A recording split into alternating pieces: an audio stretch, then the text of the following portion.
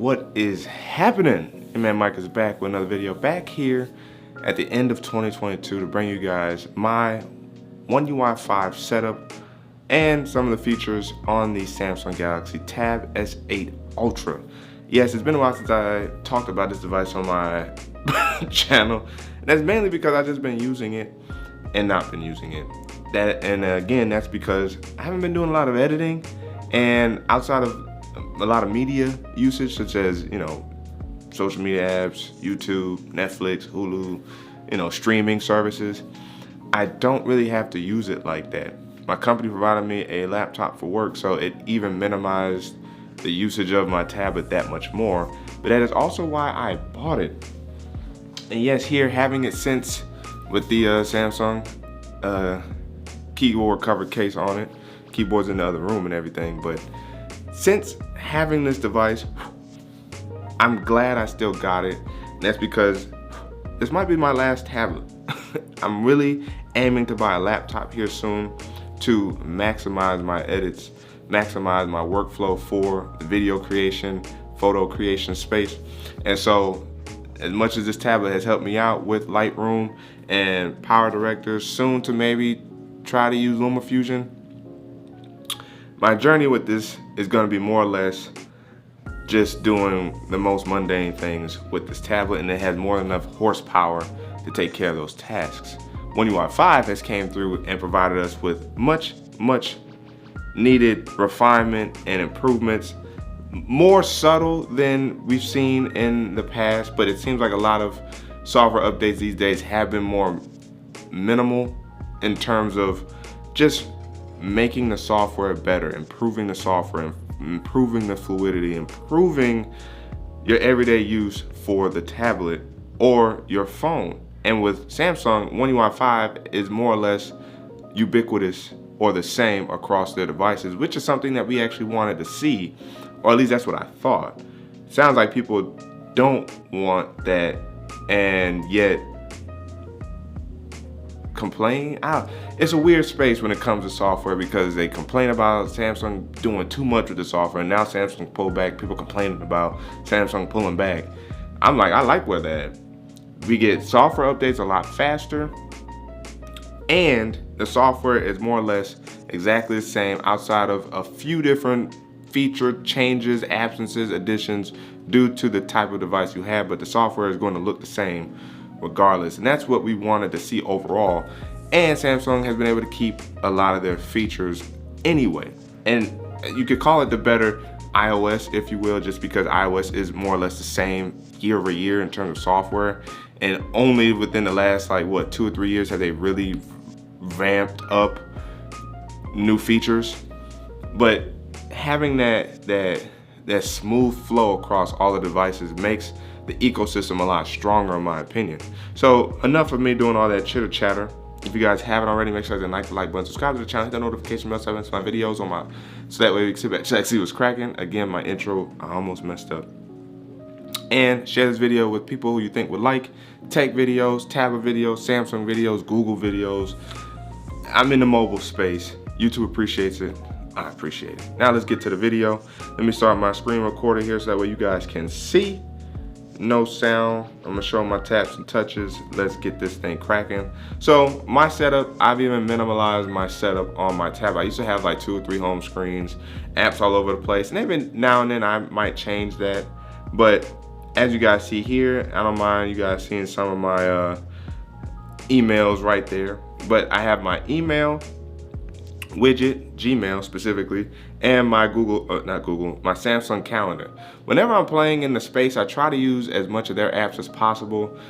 Now of course with Google, it is Google, so they're just gonna have better apps overall in terms of most things. But the aesthetic that Samsung has with their apps fits their vision, and it looks good. It kind of contradicts what Google's material looks like, and so that's why I'm hesitant to use certain apps or widgets from Google.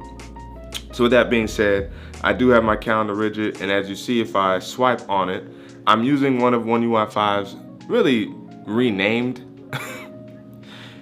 widgets called stacked widgets, but you could kind of stack widgets with One UI 4.1 or 4.1 as well. So, or 4.1.1, whichever one you want to call it, you could kind of already stack widgets. It just wasn't called that before. I think they were called smart widgets before. And now the smart suggestion widget, which of course suggests you widgets based off of what you use, that's another widget as well. I can actually show you guys here in a second. But stack widgets allows you to stack widgets. So you can have many widgets in one widget space. And I have my Samsung reminders, I have my keep notes there on that one, and then for my Gmail I have Google Maps and Gmail, and if I can I might even add like my YouTube Music widget, which is really just like the disc player, which looks cool. I just wish it had a back button on it as well, not just a play button or a pause or skip forward, I guess. So those are my main widgets I use there, and as you guys can see, I can't swipe because I'm only using one page. Now up here, I'm not using anything on these widgets. I'm using the Samsung weather widget, which includes the time, and as you see, one of my favorite features that they added with One UI 5 is the ability to eliminate the refresh button within the widget. I think they actually heard me in the beta programs from last year and this year to do that, and I'm so happy they did. The only other problem I have, and I'll probably show that on my Z Flip 4, my setup for my Flip 4 with One UI 5, is the spacing with the dynamic weather widget app. It's just, there's so much space they could have utilized to show us the high and low for the day, and maybe even added time to that one as well, and yet it's just a bunch of wasted space within that widget. So that's kind of like my pet peeve with widgets, which is why it's hard for me to use some, because just the spacing, the padding, the way it fits on the screen itself sometimes just is a little wonky for me. So I just do without sometimes, or I hopefully, you know, express my concerns in a respectful way in the beta program, and they maybe adjust as they did with the refresh button on the weather widget. So you guys are welcome. And of course, the Google search bar, you can't go without it. Samsung has their, you know, Samsung Internet Explorer search bar as well, which is interesting, but I don't use it. Now, apps that I have on my row. These are the only apps I have here. And you guys could, of course, argue if I wanted to, I could expand it and just take up the entire space, right? Oh, well, except for that one. Maybe that's why I didn't do it. But I leave the space just in case, you know, I want to touch the screen with no problems. Ooh, double tap turns things off. And so now, as you guys see, I gotta bring this back up. So be careful when you're screen recording, because it will cut if the screen goes blank. All right, so be careful with that. Now, apps.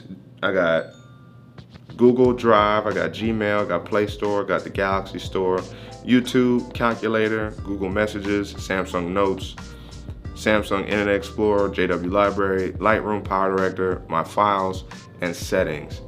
The reason why I was able to accomplish most of that, correct me if I'm wrong, because I'm trying to remember offhand, but you could not have that many apps in the bottom row, in your taskbar row, until One UI 5 and or Good Lock. And we're gonna talk about Good Lock a little bit later and some of the features that has now come to the Galaxy devices as a result of One UI 5.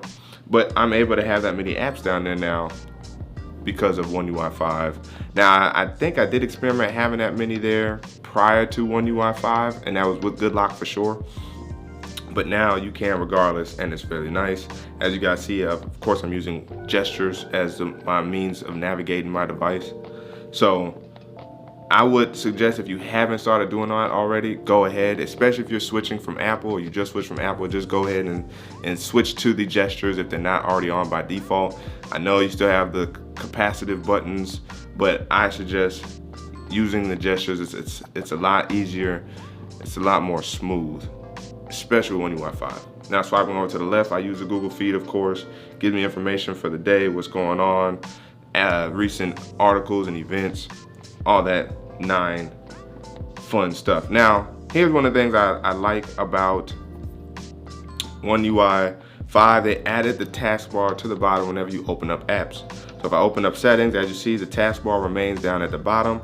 And if I want to, I click a button, I click one of them, and it'll switch to it with no problems. I click back, and I'm good. Now, as you guys see, those apps I mentioned before is my home row, so those won't change, but the two on the right are your most recent apps that you can switch between. And let's say you didn't want to switch completely out of the app, you just wanted to bring it up, you press and hold, drag it, and now you can multitask and split screen. Oh, you know what? I need my I need my Galaxy Store open. Let me go ahead and pop that open as well. Make sure I do have certain apps that I need. Oh, you know what? Let me pop up a fourth app. Oh, I need a calculator to do a little bit of math because something ain't making sense in my subscriptions. Now I have a calculator I can use, and of course you can shrink the app by going corner to corner.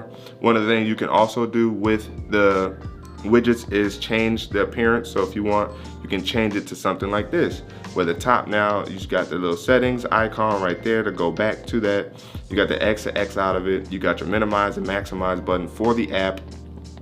And of course, I don't mind doing that. And then of course, again, you can change the transparency of it. So if you just need to see through it real quick, go ahead and change that.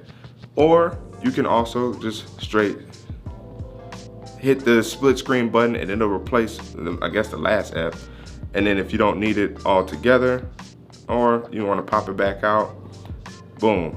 So now, oh, that's interesting. So it just took the place, it overlapped on Galaxy Store, but it didn't get rid of it. So shout out to Samsung on that one. I just realized that here. That's pretty cool. You want to minimize it, boom, now it's a little app that's floating around. You want to get rid of it completely, just hit the X and it's gone. You want to get rid of everything, again, swipe whatever app and it's gone. Now here's where Good Lock comes in. And again, I kind of want to talk about it later, but I might as well address the elephant in the room looking at my settings setup. My settings setup looks completely different than what Samsung has baked in out of the box. In default, these settings are not in this order. Good Lock now allows you to change this, but we're gonna get to that in a second. Some of the other features that has come with the One UI 5 update is, now I gotta find it because it's not everything's in order. Oh boy me. You can say that within advanced features, if you go to the S Pen has a new look. So as you see, it says the S Pen is docked, but it's ready. It gives you a visualization of the S Pen. You have all your commands, and I think you can still check, yeah, your S Pen update. Now upon removing the S Pen, now it says it's detached, and it should, okay, so here it does show it's 100%. I believe as the battery starts to drain, the pen starts to look different, but correct me if I'm wrong, I might just be adding. Now, one of the things you would like to see here is if I go ahead and click on battery and device care, some of this has changed a little bit. Of course, if you click within memory now, upon it checking your memory, you can come down here, RAM Plus, I have off. I don't need it on this tablet, it has 16 gigs of RAM, so I don't need additional storage to be used as RAM or as virtual RAM. So you can actually come here and turn it off.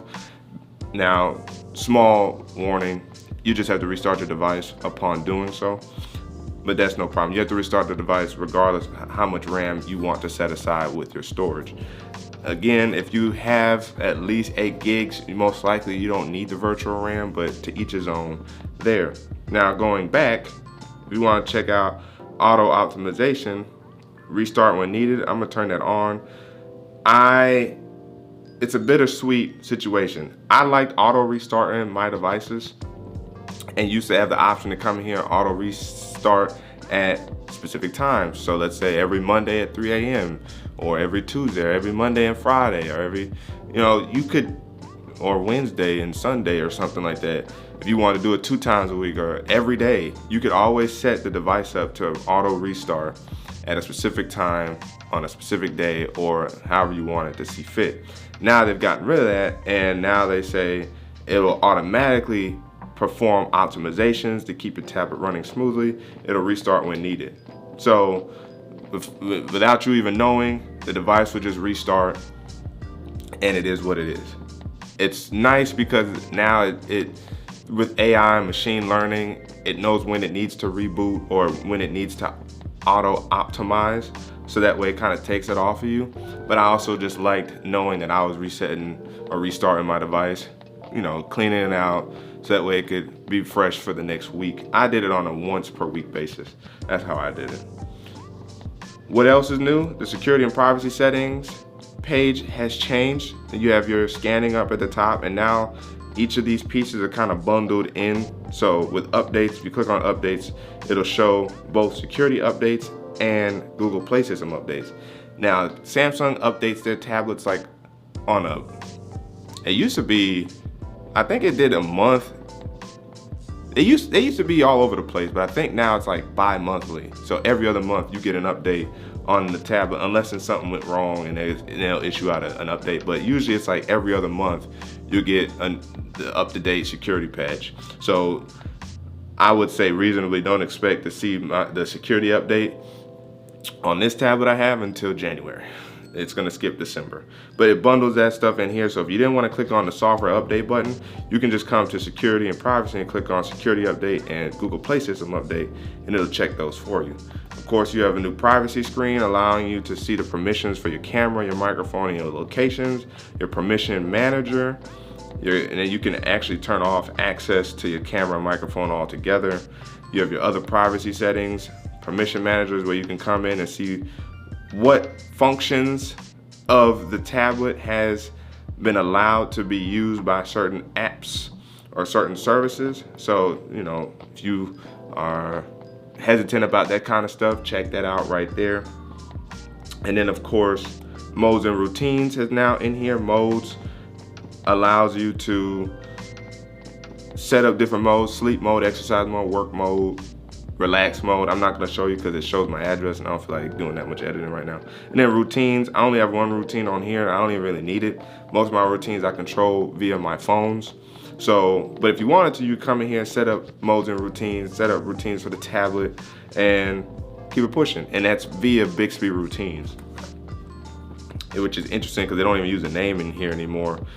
And the app is still available, or you can segment it out as an app, but it doesn't even call it Bixby routines anymore. And Bixby's a weird space, because with phones and maybe on the tablet as well, but with the phones, there's Bixby text call or something like that, which is only available in Korea right now. And it's basically their version of Google Assistant trying to automate certain phone calls for you. So that's still called Bixby, but a lot of Bixby is starting to be removed elsewhere, or it's no longer as prevalent in their software like that. You kind of have to look for it now. It used to be all in your face. Bixby used to activate like all the time, and now I think I may have turned off voice and just use it by means of buttons. But nonetheless, they've definitely toned Bixby down a whole lot. Connected devices is a new tab within settings via One UI 5, where now you get to see everything in here. So you got your quick share button to see what's going on with your quick share settings, who can see you, who can discover you, what you can discover. You can turn your auto switch buds on or off, and with the Galaxy Buds, you can automatically switch between your devices that you're using with those on. So if I'm listening on my tablet and then I go to listening on my phone, or I pick up a phone call on my phone, the buds will automatically switch between the devices. So it'll switch from my tablet to my phone to pick up that phone call. Or if I can pick up the phone call on my tablet, it'll route it to the buds as well. So I like the fact that they included that. It works flawlessly. It doesn't matter what. I can take one phone to work. Like, I like switching my phones. So if I have my SIM card in my Z Flip 4 one day, take it to work, I just open the buds, put them in, boom, I'm good. The next day, I switch over to my S22 Ultra. I take that to work. Guess what? The buds will automatically switch, or it pops up on the phone. Do you want to connect? You just connect and then you're good. But most likely it should switch. If it doesn't switch, that's because it was actually maybe linked to another device. but that shouldn't be the case because it's based off your email address.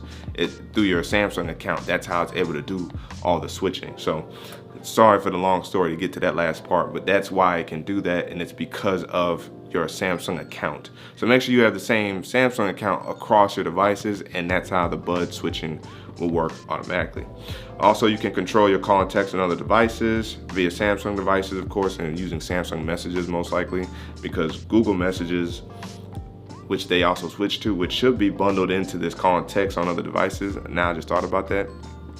If you're using Samsung apps, you will get your missed phone calls, you will get your texts or whatever. It should pop up on each other's devices, and you should be able to, kind of control for the most part what's going on.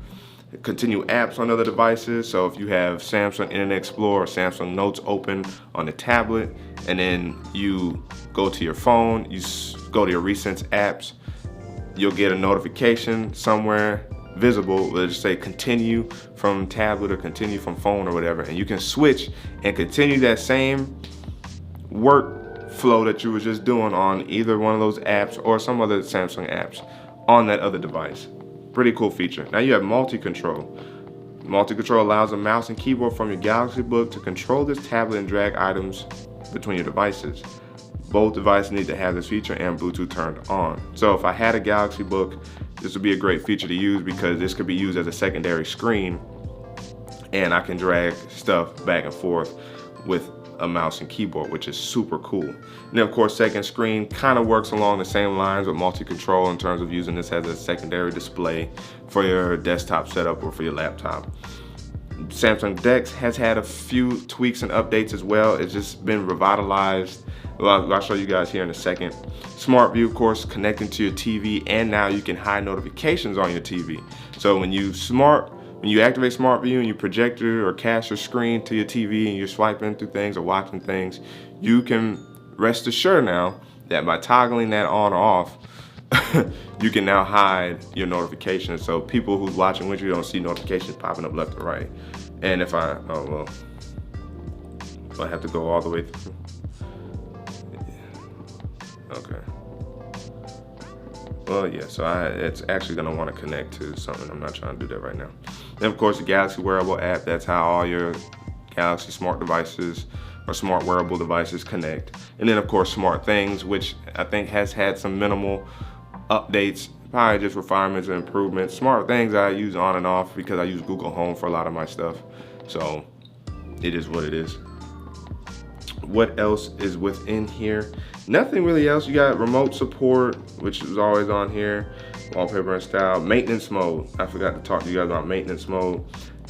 It's within your battery and device care down at the bottom. Maintenance mode is something you can put your device in when you're sending it in for repair, so that way you don't have to worry about your stuff being tampered with, so on and so forth. Now, Good Lock. Let's get the Good Lock. This is how I have this stuff set up here. So if I swipe up, I go to my Samsung Folder app, I click on Good Lock. There's actually probably a couple updates that's out now that I need to update. Oh, I don't, thank you.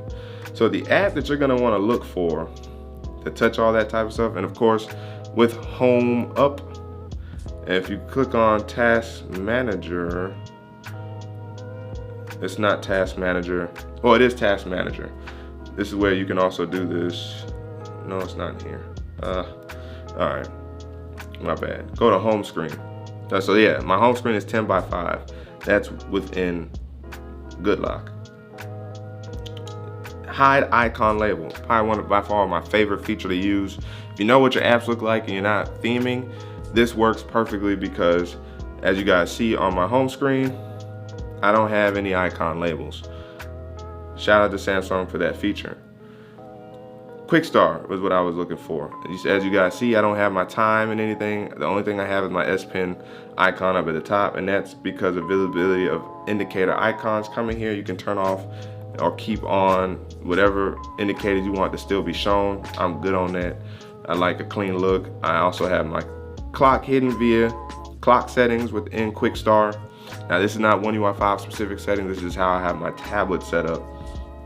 And then here's a button that most of y'all have probably been looking for to bring back your quick button grid, to increase or decrease the size of your quick buttons.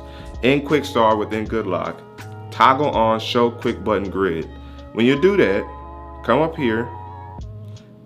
Oh, maybe I can't do it while yeah, I can, okay. And you see Edit Button Grid. Now that shows up at the bottom, and now you can increase or decrease the size of your quick buttons. And I think for my tablet, that's probably fine space right there. I don't think I needed any. Yeah, I'm good on right there in the middle. But yes, this is where you can now come in and change that. And then the main app that I was coming here to show you guys, I gotta click over here on the side. Registar. Actually, ain't nothing else here. You got Notistar. No, nice catch. There's another module that's supposed to be coming soon. We'll see. But Registar. This is how you can change your settings within Good Lock. If you come in here, customize your settings, home. That's all you gotta do. Now you can also side, keep press and hold. You can change that too. If you have it on, you can change it to do all kinds of different little things there. So here, this is where you come in, you can menu, this is where you change your menu group and name and group settings, and this is where you just change the order by moving them over here, right? So if I wanna do this, right? Boom. I don't have to save because this is the order in which I already had it. But this is what you can do in order to change everything. And then I think if it doesn't update itself, you may have to restart the app or restart the tablet, and then it will show you guys all of that. And that is pretty much my setup for One UI 5 and for my Galaxy Tab S8 Ultra. Hopefully you guys appreciate and enjoyed it. Hopefully I didn't throw too much at you. There's some features that I wanted to show you guys that I was able to, and there were some that I didn't, and that's because I don't utilize them, or they weren't significant enough that that most people would care to use. Maybe one is your notifications. You can individually change your notifications for each app. So if you go into settings, this might be the last thing. If you come in here, you go to, where is it at? Is the notifications? You can, yep, app notifications. So each app you can now click on. So let's say ad block. You can come in here and change the alert style. Do you want sound and vibration or just silent? Do you want it to show on the lock screen? Do you want the badges shown? Do you want the pop-up shown? Do you want to just hide the content on the lock screen altogether? That way everything else can still be there. That you can do that with each app individually. I don't use it, as you guys just saw, because it's not a big deal to me. And then of course, floating notifications. If you want to use bubbles, you can. If you want to just do a smart pop-up where, you know, you get a smaller kind of app window, you can. If you want to turn it off completely, you can. Conversations, I don't have any modified, but that's something you can have control over as well. App icon badges, I think I'd rather just have the dot. But again, this is where you can change this kind of stuff. A lot of stuff has already been here, but that specifically being able to change notifications on an app by app basis is something new with One UI 5 that I had to bring to you guys right now. Let me go ahead and open Dex real quick. Where are you at, Dex? All right. But it's really real small, subtle changes. Nothing like crazy. Of course, I wish they would do a little bit more refinement with Dex. This is by far one of my most favorite wallpapers that they have. Now, outside of pinning and unpinning windows, by clicking on the clock and your date at the bottom, it brings up that new calendar widget that Samsung brought back with One UI 4.1.1. It's now baked into Dex as the calendar widget, and upon clicking on it, you can click on it and it'll bring up the day that you're on, what's going on that day, and bring up the calendar app for you. I find that to be really nice. It's a nice subtle touch to Dex. Dex has this, it seems like Samsung kind of brought back that wire look with their icons by looking at all the icons. It's a little futuristic, but then nostalgic at the same time based off what we've seen from Samsung. Also, by clicking on this message looking icon, this is your notification button. This is where you can see all your notifications and, you know, dismiss them, swipe them, keep them, and of course tap out of it if you want to. You got your screen capture button, right next to it. It'll take a screen capture just like that. And of course, you can delete that later. One of the things that I like that they brought with the Samsung DeX settings is outside of this search finder button over here, which is what I like. If you go into settings and bring up just, we're just gonna search for it. We search for DeX, Samsung DeX. It's in your connected device tab or settings. In here, they brought new settings. So outside of your auto restart or auto start with HDMI and book cover keyboard, you got your connect wirelessly to your TV and stuff like that. You can change your font size, your screen zoom, your wallpaper, and your icon badges. So of course, I have it on dot based off of my tablet mode. But the taskbar is where you get some more fun. So the taskbar, now you can of course auto hide it, and then you can hide your navigation buttons, which is what I have. As you see, they pop back up, and I have those hidden. It's probably not a bad idea to keep them now that I think about it though, because right now I'm not connected to anything, so going home is gonna be a little bit hard because they don't have suggestion or gestures. But you can hide the finder button if you wanted to. You can keep that. You can hide the sound button that's over here next to your notification button. You can hide that. You can also hide the screen capture button if you didn't want it. And of course, I don't mind keeping it, not a big deal right now. The only thing that I don't really need is, well, I can also hide it, right? And then when you swipe up, it comes back. Swipe up, it comes back. But it times out really fast. So I think I'm gonna turn that off for now. And I'm gonna re-hide the notification button, because all I gotta do is hit the X button on the settings and I'm back home. Or hit the back button within the settings app to go back if I needed to. And so those are really the main focal point improvements of DeX.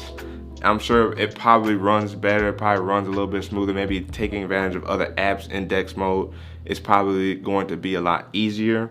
But just on surface, that's what has changed with Samsung DeX for the better, in my opinion. I use it on and off. Again, now having a company laptop, it's really shrunk down my functionality or my use case with my tablet. Granted, my laptop stays at work, but this is my media consumption device. This is my editing device as of right now. A laptop is in the near future for me, so that way I can bring better content to you guys overall, and content to my my external work as well. So upon closing my screen recorder, hope you guys enjoyed this video. Hope you guys will be able to take advantage of Samsung DeX, of the Samsung tablet known as the Tab S8 Ultra, a little bit more with One UI 5 here present. Some of those changes were needed, some of those refinements were needed, and I like the fact that the ecosystem of Samsung is as cohesive as ever, and they plan on bringing Android 14 or One UI 6 that much sooner next year. We got this really fast this year. I mean, when you think about Samsung and their update process, this was a whole lot faster. We got the update within a couple months after Google released the official stable release. The Z Flip 4 was a month and a half, maybe. I would say a month and a half, 2 months, I guess still. And then you could say, roughly 2 months for that and the S22 Ultra. And this was literally like 2.5 months. Like, it was literally a couple weeks after those devices got it that the tablet got it. And I wasn't even expecting the tablet to get it that fast. Like, I just hit the update button randomly one day and was like, oh, the update's here. So Samsung promises next year, 2023, Android 14 is going to come that much sooner, because they're already now in the process of getting their feet under themselves to work on that update. And that's because the software has simplified enough across all devices where it's more or less, it just needs to work with the processors, and ratios are probably a little bit different from across the fleet of devices they have, which Samsung sounds like they're gonna be minimizing here too. I don't think they're gonna be heavy in the mid-range market as much either. So that also helps them be able to spread themselves with the software a lot easier, because they're not spread as thin in terms of devices that they have to maintenance. So Samsung's starting to hone in what they're trying to do. They're heavy competition for Apple, and they have a good relationship with Google, but what will happen with that relationship now that Google is also starting to take off. Because I still think the vision, despite liking and enjoying the Pixel 7 Pro, despite enjoying and loving both the S22U and the Z Flip 4, a Samsung hardware-based designed device with Google software is literally the apex predator of technology.